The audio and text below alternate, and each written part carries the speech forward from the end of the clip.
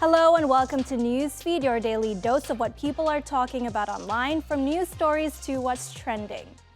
Hundreds of thousands of people across Southeast Asia are being trafficked by criminal gangs and forced to work in cybercrime. A new UN report has revealed a staggering scale of regional online scam operations, which net gangs billions of dollars every year. Unsuspecting victims are lured across borders with the promise of legitimate, high-paying jobs. Instead, they're forced into modern slavery, beaten into compliance, and trapped in sprawling high-security scam centers.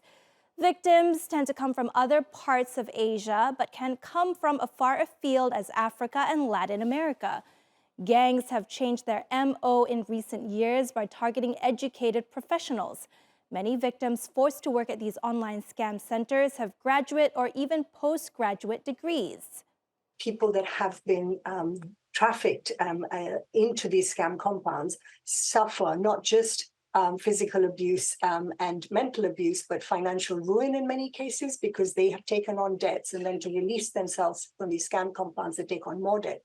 But they also take on stigma and shame, particularly, as we said, because of the profile of these people. They're not uneducated. They are victims. They are not criminals. In continuing to call for justice for those who have been defrauded through online criminality, we must not forget that this complex phenomenon has two sets of victims.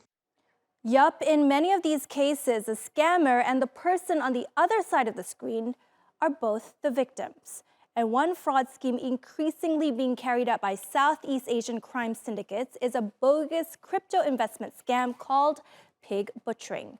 As Nick reports, a long con has cheated netizens out of hundreds of millions of dollars. Annie, a young professional in Hong Kong, thought she'd finally found the love of her life on dating app Bumble. He claimed to be a Chinese engineer. Soon he was calling her on the phone every day, even though they hadn't met in person. I thought I'd found someone, a person who speaks in your ear every day, even though you don't see him. I sometimes joke that he kind of provided a service, only that you didn't know the service would cost you so much. Annie eventually lost $130,000 after being convinced by her online beau to trade crypto on what later turned out to be a fake exchange. Some of my friends had asked me to be careful. They said con artists would make up stories about their mom being sick and ask you for money, but this person had never outright asked me to give him money. And that's precisely the MO of this crypto investment scam. It's called pig butchering, and it's a brutally effective crypto romance scam that involves crime syndicates, modern-day slavery, and victims around the world. The whole thing starts with a simple message from a seemingly friendly stranger, but it often ends with emotional and financial ruin. Pig butchering is a new type of scam that involves cryptocurrency and uses this rather colorful metaphor, pigs and butchering. So in this case, pigs means a victim, a person who is tricked into being sort of fattened up. You're enticed to spending more and more and more and more money. You're getting fattened up, and then at some point you're butchered or slaughtered, which means, sort of, to mix metaphors a little bit, the rug is pulled out from under you. Pig butchering is a common tactic used by scammers where they fatten up your wallet before they take it all away. They do this with phony investments that make it seem like you're gaining money. After establishing a rapport, they'll start introducing the idea that they've been making a lot of money in cryptocurrency or other investments, and they'll tell you to get involved while you can. Eventually, the victim is persuaded to convert their cash into cryptocurrency and transfer a large amount to the scammers. At this point, the money disappears. What makes these scams different is that the people behind them are part of a global organised crime syndicate. And what's even more sinister is that the scammers are often victims themselves. Oftentimes, the online predator is a victim too, having been duped into the job by human trafficking syndicates promising high-paying, legitimate work in Laos, Myanmar, or Cambodia. Upon landing in Cambodia, I was sent directly to a compound. When I saw the 3-meter-tall wall and barbed wires, I was terrified. All the security guards at the entrance were armed. I tried to escape 4 times in the span of 20 days, so I was beaten quite often. But as long as I was alive, I tried to escape. Liu, along with hundreds of other imprisoned workers, were eventually rescued when Cambodian police raided the compound. But officials say tens of thousands of trafficking victims from all over Asia continued to be lured and forced to carry out online scams to line their captors' pockets. Clearly the money being embezzled or fraudulently obtained is massive. It's in the millions of dollars, hundreds of millions of dollars. That's why these criminals are in this business. As such scams proliferate, officials have a warning for people on the other side of the screen. Be wary online. If something sounds too good to be true, it probably is.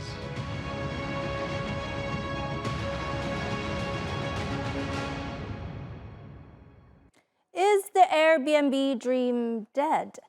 This is a question that comes up quite a lot on social media these days. The model of affordable, unique accommodation, Airbnb has been the game changer of travel since 2008.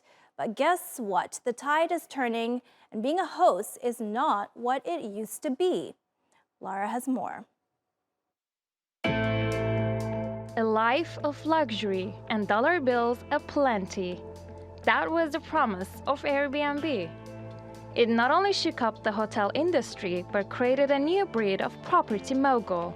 With low mortgage rates and property values going up and up, people were able to buy and rent out multiple properties. Then, COVID-19 threw a curveball. As the world reopened, hosts rushed to cash in. But this time, there were more listings than ever before. And it hit hosts where it hurts, their wallets. There was a 25% increase in supply of Airbnbs across the board. That means that there was 25% more Airbnbs to compete with in 1 year. And I'm sure you guys understand the fundamental law of supply and demand. When supply increases, prices come down. He made $78,000 gross income from that tiny house. And in 2022, he only brought in $55,000. It's not just the finances that have changed. Travelers are heading abroad again, and hotels are making a comeback. You check into a hotel, they treat you like a god. They're like, anything you need, we got it. They're like, we even folded a hand towel to look like a swan on your pillow. You're like, oh my God, I feel so good.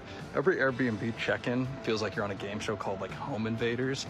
And then even checking out at the hotel, it's like, they're like, just throw the towels on the damn floor. We don't care. Do whatever you want. And the Airbnb, the night before, you're getting a text like, oh, strip the sheets, start a load of laundry, sweep the floor, you'll never see a deposit again. You're like, what is our arrangement? Do I work for you? On the other hand, guests demand impeccable cleanliness, high-end appliances, and Instagram-ready rooms. Biggest regret with Airbnb is I didn't utilize the backyard as much as I could.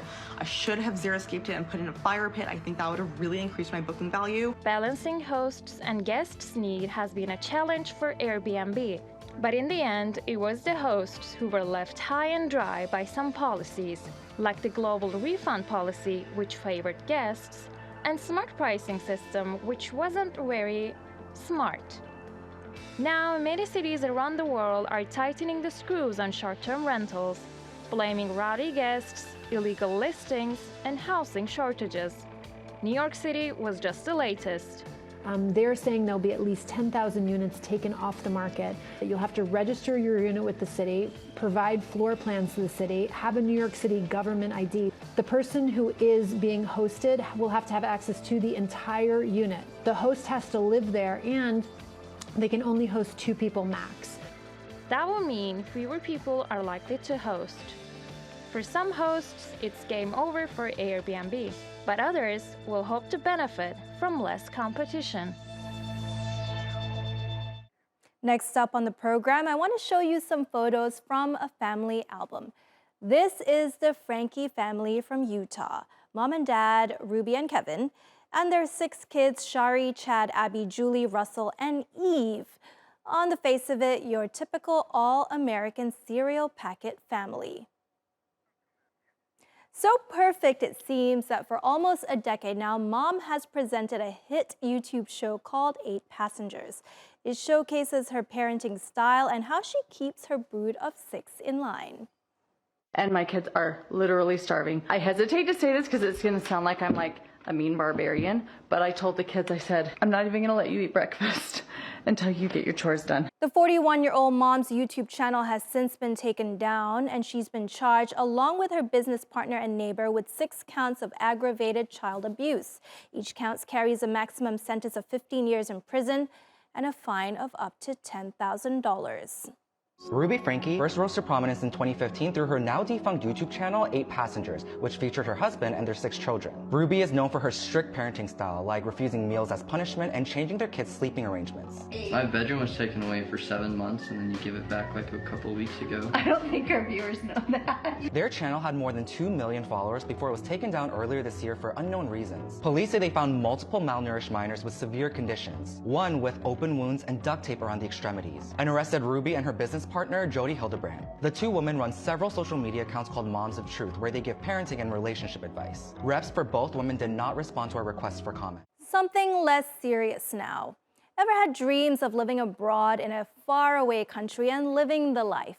Well, for all you budding expats, the good people at Internations have just published their annual rankings for best and worst places to live.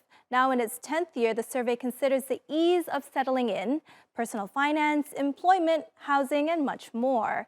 Mexico came out top again. Expats particularly appreciated Mexicans' friendliness to foreigners and the country's culture. The runner-up was Spain, where its leisure options, especially recreational sports and nightlife, were ranked best in the world.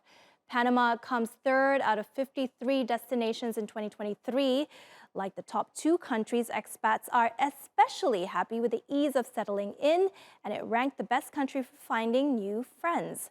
Malaysia at number 4 is appreciated for its affordable cost of living, ease in traveling regionally, and a fuss-free settling in, as English is widely spoken nationwide. Taiwan is 5th best, as it's considered safe, comfortable, welcoming, and has delicious food. Norway and Kuwait came in bottom. And to better understand why Mexico ranked top, here's YouTuber Juliana Wincoop. Oh gosh, I am showing my Pisces side. I get so nostalgic thinking back on these past 2.5 years and little Juliana who moved here in 2018, not knowing what she was getting herself into. The first thing I love about living in Mexico is how simple the way of life is here, mainly in that it is less materialistic. In Mexico, they value the time with your family and friends more than your material items. I've been able to cut back on so many possessions since living here, and I find myself shopping a lot less. Of course, shopping is like easily available, but it's just not something that you feel so much pressure to do. All right, on to what's trending. When you think of travel to Paris, the Eiffel Tower, Arc de Triomphe, Louvre, and the Notre Dame Cathedral usually top the list of must-see places. Well, there's another destination that's trending on TikTok for Paris. It started with American influencer Glow with Ava when she shared her first stop upon reaching the city of love with her 1 million+ followers, the French Pharmacy. The hashtag French Pharmacy now has a whopping 130 million views on TikTok. It became the rage among American travel and beauty influencers. Many are now sharing their best pharmacies and dishing out advice on what to buy. Just do it better, and pharmacies are no exception to that rule. Here's everything to buy the next time you find yourself in a Paris pharmacy. This night balm is not available in the US, and it is one of my favorites. I love Aven, but SPF in Europe just hits different. Cloron has some of the best dry shampoo if you ask me, and I love picking this up when I'm in Paris. It's the ultimate French girl hair trick. Hear me out. This lotion is actually for babies, but I love picking up Mustela when I'm in France. It is super lightweight and makes your skin feel so soft. I love Bioderma. It's a really gentle makeup remover, and Biafine. Ask any of your cool French friends. Biafine is kind of like an aquaphor. You can put it on burns, dry skin, whatever. Last but not least, this is one of my absolute faves. It is kind of like a hair and body balm. I slather that everywhere. It smells absolutely divine. And that's our show. Find our latest stuff on YouTube and do subscribe to our channel. See you soon.